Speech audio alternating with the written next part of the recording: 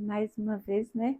Aqui estou eu, agradecendo sempre pelo convite e a espiritualidade superior por me conceder a oportunidade de falar e de sempre falar em nome de Deus, em nome do amor, em nome da caridade e sempre defendendo os ideais que eu muito prezo, que são os ideais da doutrina espírita.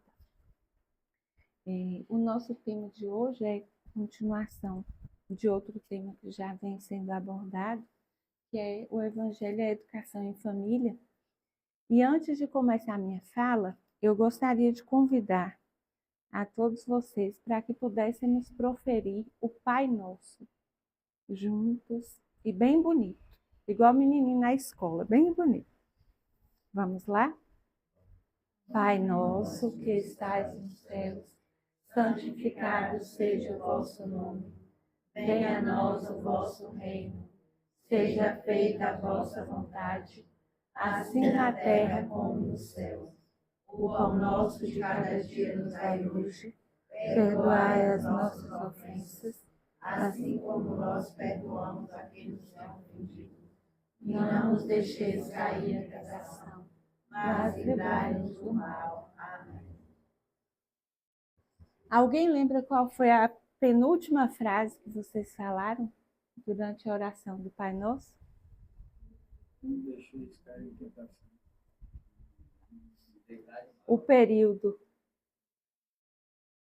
Perdoai como e nós temos perdoado? Nós temos perdoado a todos aqueles que nos ofendem, de modo que com isso tenhamos o direito de pedir perdão. O tema de hoje, sim, inclusive isso está em um dos slides. Porém, quando a gente fala de perdoar, esquecer, mas se ofender, nós ainda não esquecemos, né? Então, assim, são critérios que nós temos que ir conseguindo alcançar para que a gente possa dizer que definitivamente perdoamos. Muitas vezes, é interessante isso que ela colocou, porque muitas vezes, quando a gente fala de perdão, eu já ouvi muita gente falar isso, fala assim, perdoar eu perdoei, mas eu não tenho amnésia, né? Eu não esqueci, então não perdoo. Porque quando nós lembramos de alguma coisa com mágoa, com dor, quando aquela lembrança nos faz reviver aquele momento em que nós fomos feridos, ofendidos, traídos. Mãe, tem lugar aqui? Nós, então, não conseguimos concluir esse processo de perdão. Não é verdade? Porque o perdão que Jesus nos fala, o perdão do qual Jesus nos fala, o perdão que Jesus cobra que nós consigamos alcançar, é aquele perdão que nos limpa daqueles pensamentos, daquelas lembranças, daqueles ideais de vingança que às vezes nós tínhamos para com alguém que tenha nos feito mal. Então, quando alguém fala, perdoar eu perdoei, mas eu não tenho amnésia, a pessoa não perdoou. Porque o perdão, ele inclui principalmente não lembrar daquilo com peso, não lembrar daquele acontecimento com dor. O mais importante nesse processo é quando a gente consegue lembrar do que aconteceu, lembrar de quem nos feriu, de quem nos traiu, de quem nos magoou, como alguém que é inferior a nós. Mas aí estaremos humilhando outra pessoa, né? Colocando alguém como inferior a nós. Não inferior no sentido de que nós sejamos melhores que eles, não. É porque nós não podemos cobrar do outro algum ponto de evolução que nós já tenhamos. Então, se nós estamos em condição de perdoar, já significa que um pontinho a mais que aquela pessoa que nos ofendeu nós temos. E aí nós trazemos a história para a nossa vida, para o nosso comportamento, para nossas atitudes. Será que é tão difícil para que eu perdoe? Será que eu sou tão perfeita que eu falo que eu não vou perdoar? Sendo que eu acho que eu nunca vou precisar do perdão de alguém? Porque quando no Pai Nosso nós dizemos, perdoai as nossas ofensas como nós perdoamos, a grandeza maior está em perdoar. Porém, nós temos que entender que todos nós somos falhos. Nós repetimos isso aqui várias vezes, em várias palestras, em várias conversas que nós temos com as pessoas. Se nós não falhássemos mais, não precisaríamos estar aqui na carne. Não precisaríamos estar passando pelas provações que passamos.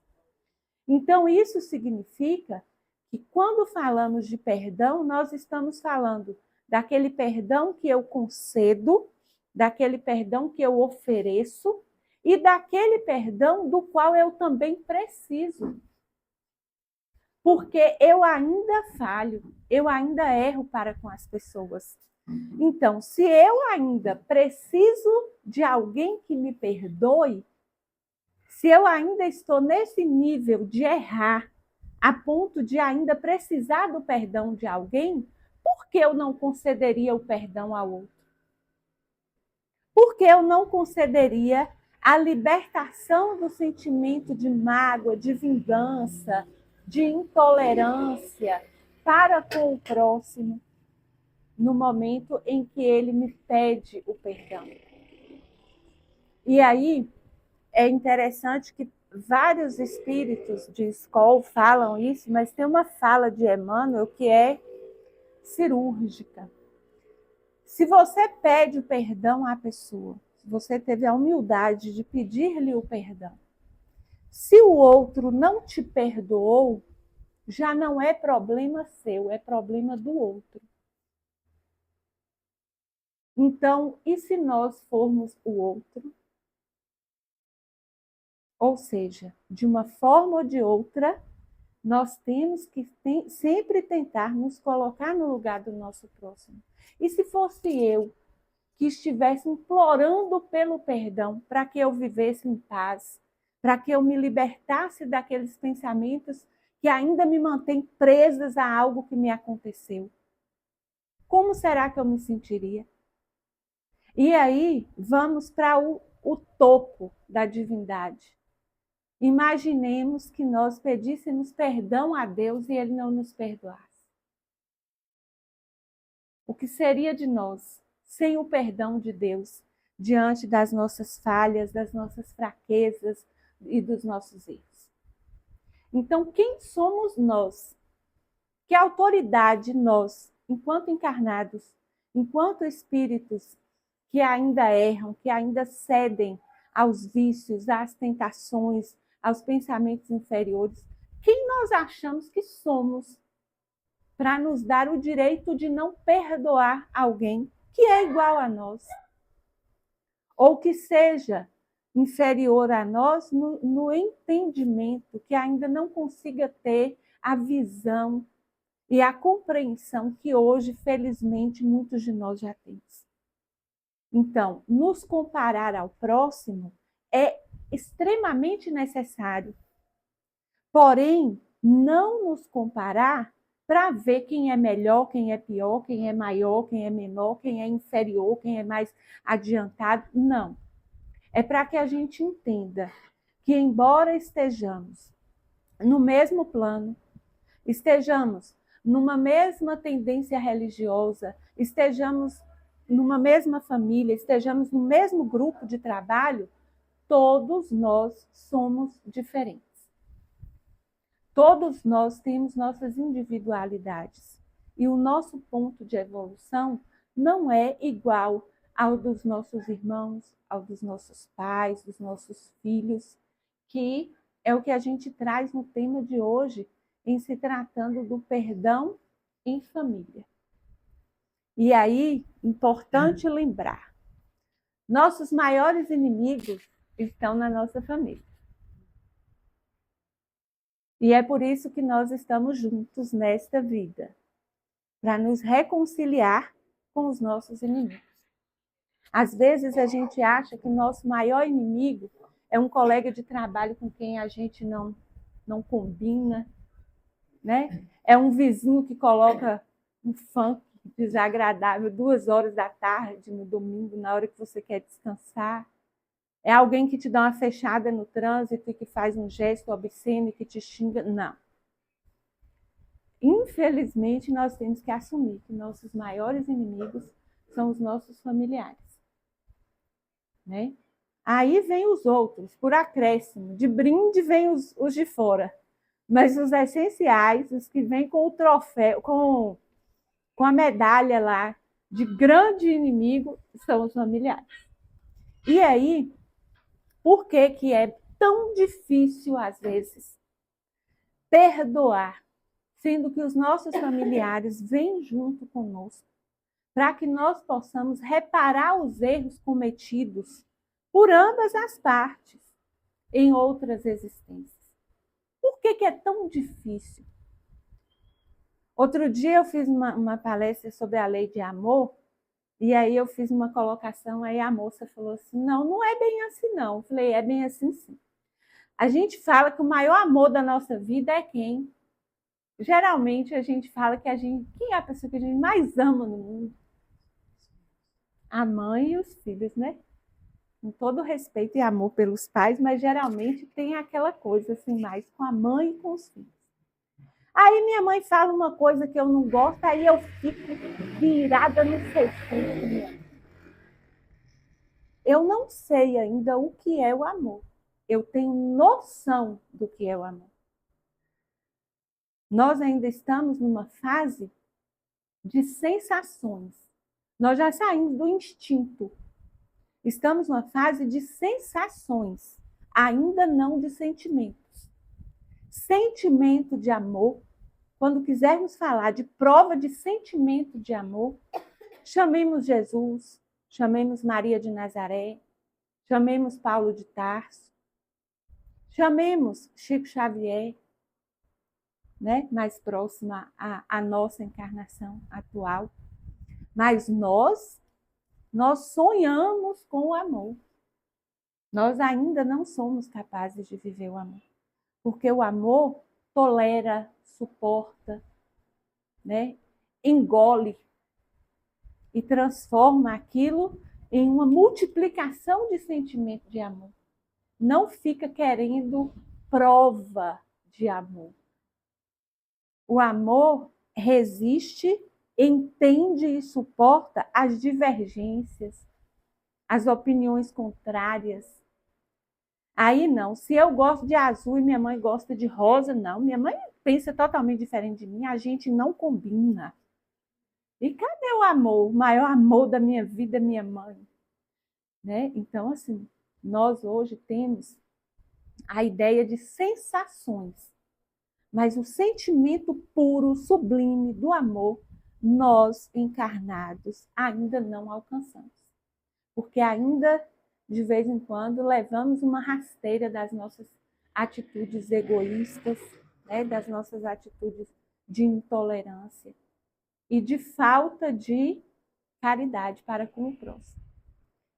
E aqui a gente tem Jesus e o perdão. Essa fala, esse trecho do Evangelho de São Mateus, muito conhecido. Tem gente que fica tentando fazer a conta, né, de quanto dá 70 vezes 7 vezes. Como eu não sou boa em matemática, eu prefiro nem tentar fazer a conta, porque depois também eu ia esquecer se eu calculasse. Mas o que é mais importante dessa fala? Quando Jesus diz que nós não devemos perdoar apenas até 7 vezes, e sim 70 vezes 7 vezes. Isso é uma ideia daquilo que é incontável, daquilo que é incalculável. Porque o perdão é uma prática. E de acordo nós vamos praticando, nós já fazemos automaticamente. E quando a gente faz uma coisa automaticamente, a gente para de contar. Já pensou se fosse para a gente contar cada passo que a gente deu de quando a gente aprendeu a caminhar? Nós conseguiríamos contar quantas vezes nós já nos alimentamos nessa existência? Quantas vezes nós já tomamos banho? Quantas vezes nós já dissemos bom dia, boa tarde, boa noite a alguém? Não. Porque são coisas automáticas, mecânicas, que nós fazemos porque faz parte do nosso cotidiano, faz parte da nossa rotina. Então, a gente vai fazendo aquilo no automático, mas não é uma coisa que nos pesa, que nos sobrecarrega.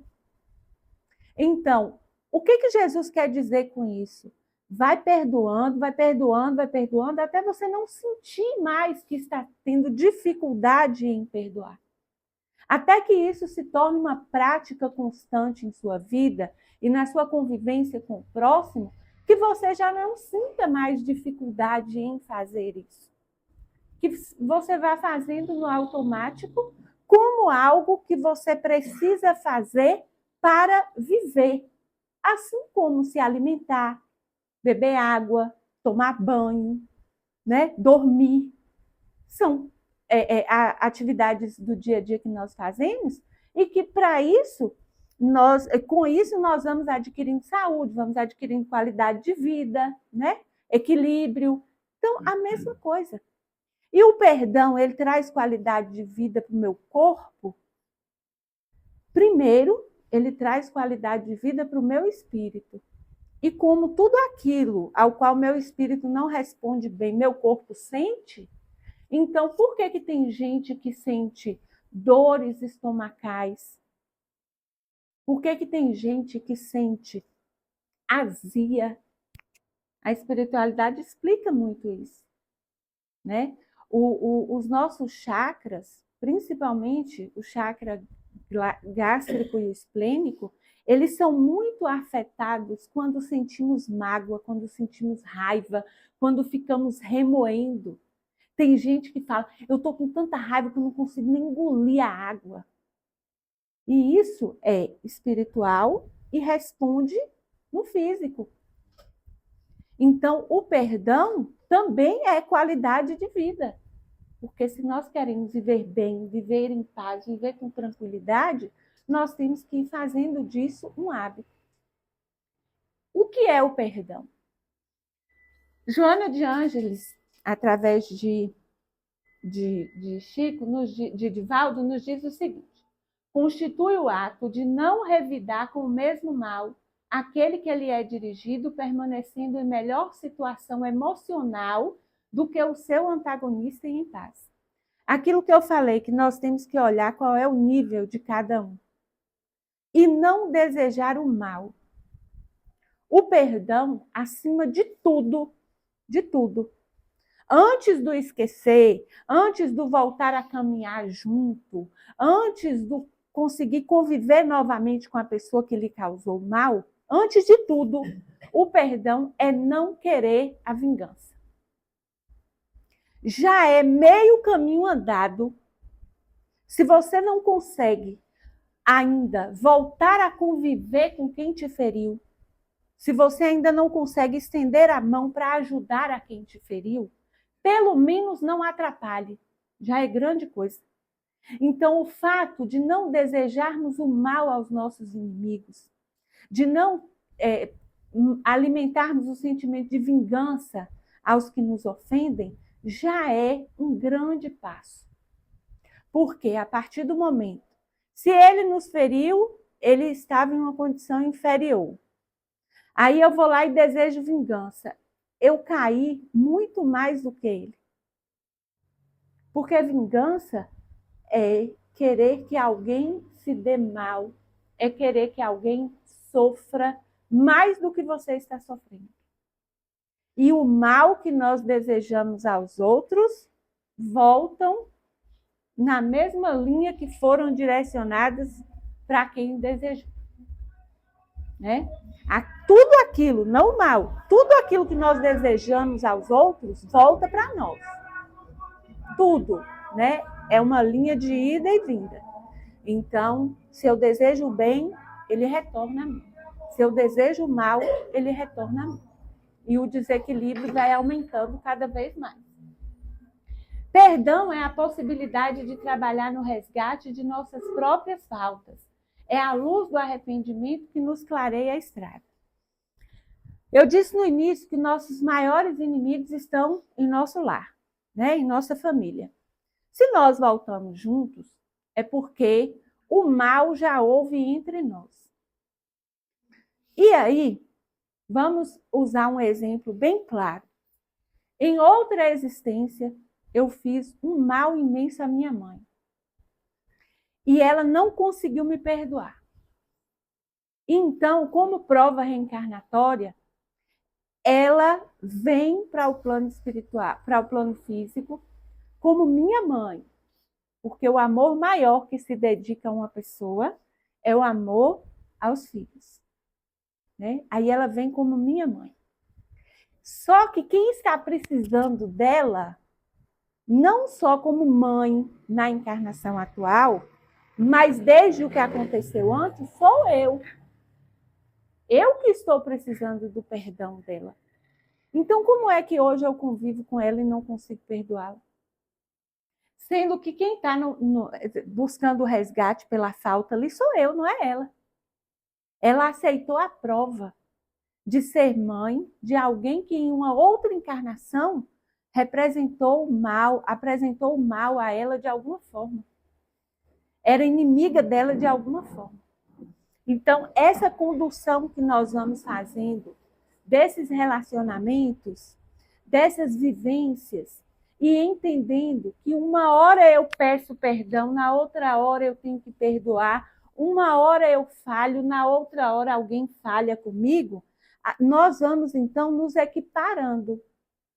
E aí é o que eu repito: quem nós achamos que somos para ter o direito e a autoridade de dizer que não perdoamos um ser encarnado que convive conosco? Nós não estamos nessa condição, não estamos nesse grau. E por que nós temos que perdoar? Também Joana de Ângeles diz: o perdão que agora concedes será o teu padrinho amanhã, quando necessites da benevolência e da desculpa de outra pessoa. Perdoar é sempre melhor para quem o faz. Age sempre assim e viverás. Isso aqui nos retoma ao Pai Nosso. Né? Ao invés de falar, Senhor, eu vou perdoar, porque eu quero ser perdoado, no Pai Nosso a gente fala o contrário, né? Que eu perdoe as ofensas, assim como que me perdoem as ofensas, assim como eu tenho perdoado. Mas aí vem, quando diz que o perdão será nosso padrinho amanhã, é o quê? Digamos que nós estejamos passando por uma prova e que o avaliador vai olhar lá. Não. Ela está aqui pedindo perdão, mas ela não perdoou Cléria, ela não perdoou Sandra, ela não perdoou Roberto, não perdoou Velho. Como é que ela está pedindo perdão? Primeiro, ela tem que aprender a perdoar os outros para se sentir no direito de pedir perdão.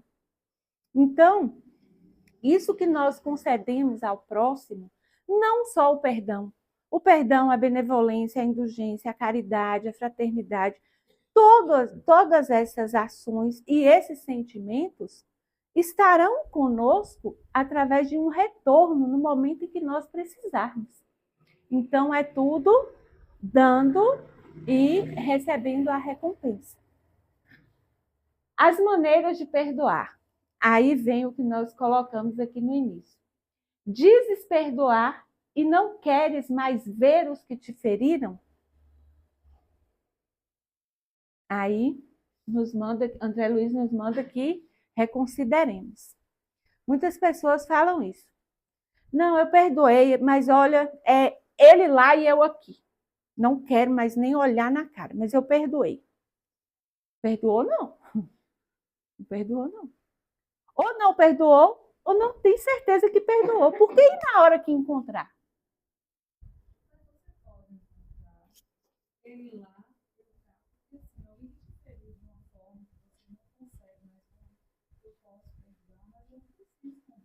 sim, mas é isso que eu estou dizendo. Falar que perdoa, mas falar que não quer nem ver a pessoa mais, você ainda não tem certeza se você conseguiu perdoar. Por quê? Nós só vamos saber quando encontrarmos com a pessoa. Qual vai ser a nossa reação? Não é a consciência, né, mas assim, a presença não A presença, exatamente. A presença. Porque é como ela colocou, você não precisa voltar a ser melhor amigo de alguém que te feriu. Né? É muito difícil.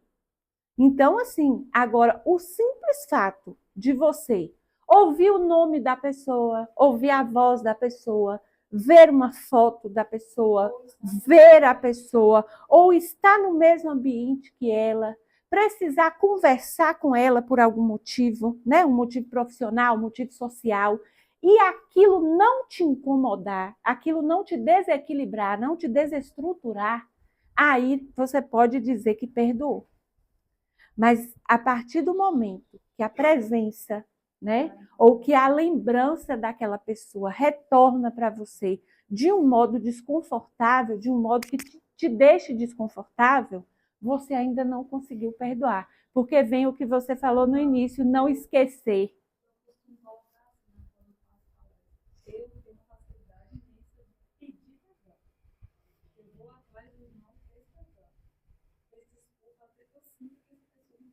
Sim.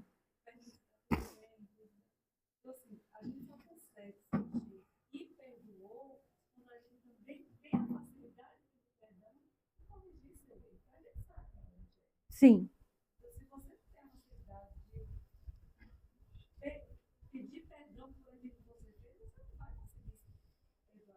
Inclusive, a leitura que a gente faz é que pedir perdão é um ato de humildade maior do que perdoar, né? Porque como nós ainda somos imbuídos de muito orgulho, né, diante da condição em que nos encontramos, muitas vezes a gente quer se reaproximar de alguém, a gente gostaria de estar na companhia daquela pessoa novamente, mas a gente não tem a coragem de se dirigir a ela pedindo perdão, por questão de orgulho, né? A gente acaba se fechando para essa oportunidade. Inclusive, é uma das orientações que os espíritos dão, tanto no Evangelho como no Livro dos Espíritos, em relação a isso, que quando surgir diante de nós a oportunidade de nos reconciliar com o inimigo, que nós não façamos com que isso,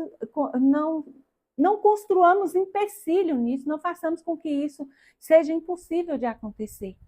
Porque aqui, quando fala que nós temos que nos reconciliar com os inimigos enquanto estamos com ele no caminho, é justamente isso.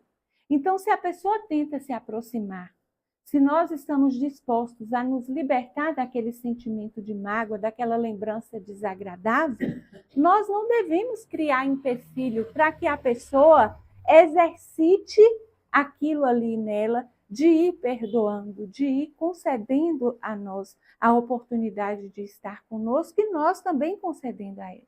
Então, quando nós criamos uma barreira para que os nossos inimigos se aproximem de nós, para que haja o perdão entre ambas as partes, nós estamos errando também.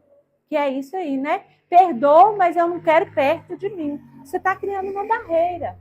Você não consegue passar no teste. Eu tenho alguns amigos que fazem parte do grupo de Alcoólicos Anônimos e recentemente não tenho frequentado muito por causa dos dias aqui, mas frequentei durante muito tempo. E tem uma coisa que eles falam que, na verdade, tudo que é dito em Alcoólicos Anônimos a gente pode levar para a vida como exemplo de qualquer coisa. Qualquer coisa. Eles falam assim, eu deixei de beber, e aí eu deixei de ir em bares, eu deixei de frequentar lugares onde é servida a bebida alcoólica, eu deixei de andar com pessoas que bebem, certo? Aí outros falam assim, não, eu deixei de beber, mas eu vou ao bar.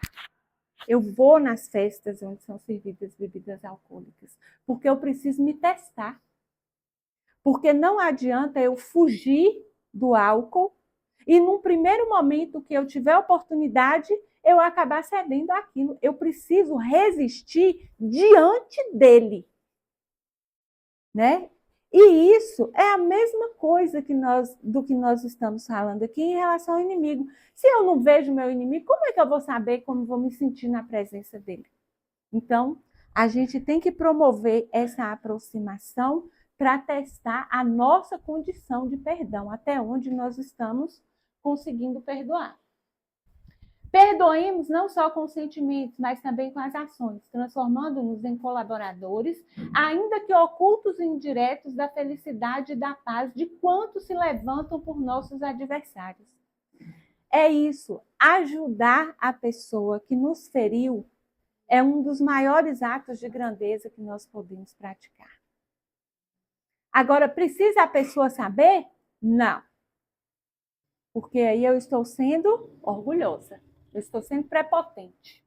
Vere me fez um mal danado, mas na hora que Vere precisou, eu que fui lá e ajudei, eu que conversei com fulano para resolver o problema de Vere. A gente tem que ter muito cuidado com isso, né? Porque a caridade disfarçada de orgulho é pior do que a maldade dirigida diretamente. Então, não precisamos nos engrandecer. Temos que fazer isso com pureza de alma, com vontade, com boa vontade, né? Com um sentimento profundo de verdade. Queres esquecer sem perdoar? Reflete. Perdoa incondicionalmente aqui e agora. Uma restrição que imponhas é nuvem para o futuro cujos pormenores desconhecemos. Então, não adianta falar que esqueceu sem perdoar. Vamos colocar uma pedra em cima disso e ninguém toca mais no assunto. Aí, na primeira oportunidade, você lembra do que você me fez? Eu não esqueci, não. Ué, que pedra foi essa? Que pedra foi essa que foi colocada sobre o assunto, né? Que lixo foi esse que foi enfiado embaixo do tapete e no primeiro vento levanta o tapete e aí nossa vida vira um vendaval de discórdia com essa pessoa novamente.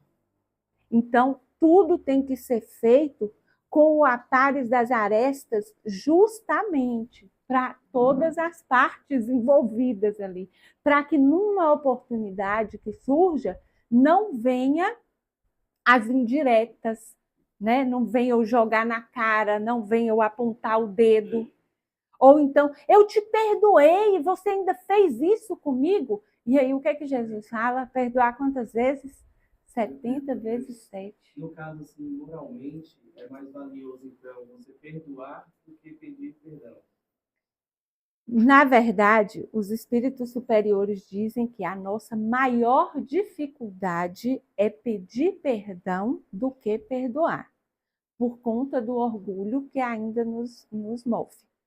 Porém, o perdoar nos liberta mais do que o pedir perdão. Hã? Abraçando o amor e a caridade. A espiritualidade nos diz que o maior de todos os sentimentos, né, é a caridade, que é o amor. E o maior de todos os vícios é o egoísmo. E o egoísmo e o orgulho são primos irmãos, andam de mãos dadas. E por que que fala? Por que que resume tudo no egoísmo? Né? Poderia ser o ódio, a vingança, né? A intolerância. Toda pessoa que age com sentimento de vingança, ela está sendo egoísta. Toda pessoa que trai, ela está sendo egoísta. Toda pessoa que maltrata o próximo está sendo egoísta. Todas essas ações nos levam a ver que a pessoa está sendo egoísta, porque quem faz esse tipo de coisa está pensando somente em si. Então, o egoísmo é o pai dos vícios e a caridade, a mãe das virtudes. Então, quer deixar de ser egoísta? quer se libertar do sentimento de orgulho, tente ao máximo praticar a caridade, viver o amor, a fraternidade. Não é fácil, não, mas é possível. O perdão como remédio. Aquilo que eu falei antes, né, que o perdão também é qualidade de vida para o nosso corpo físico. A gente tem essa fala de Emmanuel que nos reforça isso de uma forma bem clara. O perdão é, pois, remédio santo para a euforia da mente na luta cotidiana. Tanto quanto não deves conservar detritos e infecções no vaso orgânico, não mantenhas aversão e rancor na própria alma. Perdoa a quantos te aborreçam, perdoa a quantos te firam. Perdoa agora, hoje e amanhã, incondicionalmente. Outro dia eu ouvi um filósofo, Mário Sérgio Cortella, dizer o seguinte: praticar o mal dá muito mais trabalho do que praticar o bem. Porque quando você pratica o mal, você tem que cuidar para não ser descoberto e nem visto. E quando você pratica o bem, você pratica naturalmente, sem pedir segredo a ninguém. E isso é uma grande verdade. Imaginemos que todos nós aqui, nesse momento, estejamos arquitetando alguma coisa ruim.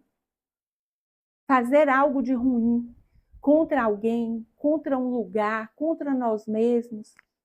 O quanto isso não nos desgasta. O quanto isso não faz com que a gente tenha que raciocinar, pensar nos detalhes.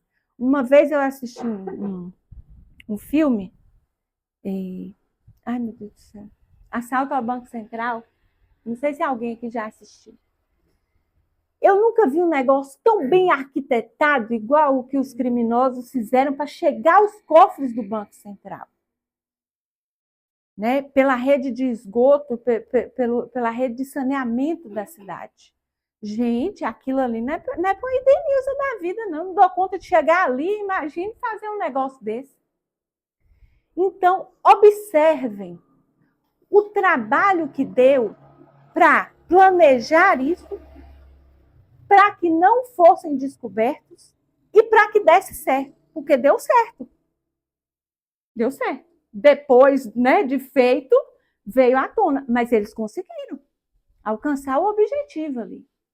Agora imagine, se ao invés disso, eles estivessem parados na frente do banco, tocando violão, tocando flauta, com um chapéuzinho, juntando moeda para dar para uma instituição de caridade. O que seria mais fácil? Então, o mal sempre dá muito mais trabalho. A arquitetura do mal é sempre muito mais complexa. Então, quando ele fala que essa euforia cotidiana na qual uma pessoa vive, tentando fazer o mal ao outro, sem perdoar, querendo vingança, isso traz um desconforto e um desequilíbrio imenso para o nosso espírito e automaticamente para o nosso corpo. Então, pensar no mal que alguém me fez e pensar em uma forma de perdoar, de aproximar, de não desejar vingança, tem um peso muito menor, é uma dificuldade muito menor do que arquitetar uma vingança para ver a pessoa cair. Então, o bem ainda há de prevalecer na Terra, não por ser o mais fácil de ser praticado, porque nós, aos poucos, havemos de vencer o nosso orgulho e vamos entender que a prática do bem é sempre melhor do que a prática do mal.